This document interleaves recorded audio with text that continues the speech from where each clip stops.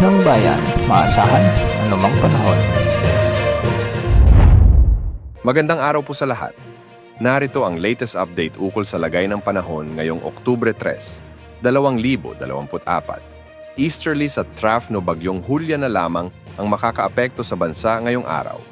Huling namataan si Bagyong Julian sa layong 265 kilometro hilagang kanluran ng Itbayat, Batanes.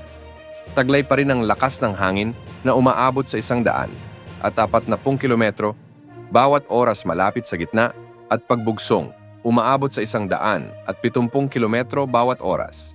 Kumikilos naman ito ng pakanluran ng napakabagal o almost stationary. Sa ngayon, maraming lugar pa rin sa Luzon ang nakararanas ng maulap hanggang sa may kalat-kalat na pag-ulan ng panahon dahil sa bagyong ito. Dahil nga sa malawak na kaulapang sakop pa rin ng bagyo, may nakataas pa ring tropical cyclone wind signals sa Batanes. Magiging maulap hanggang sa may mga kalat-kalat na pag-ulan pa rin ang inaasahan sa Batanes at Babuyan Islands.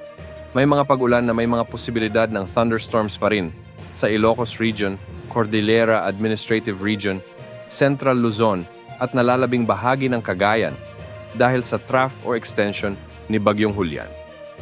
Magiging maulap na kalangitan na may kalat-kalat na pag-ulan at pagkidlat-pagkulog sa bahagi ng Davao Region, so CCSS Sargen at Caraga Region, at ito ay dulot naman ng easterlies.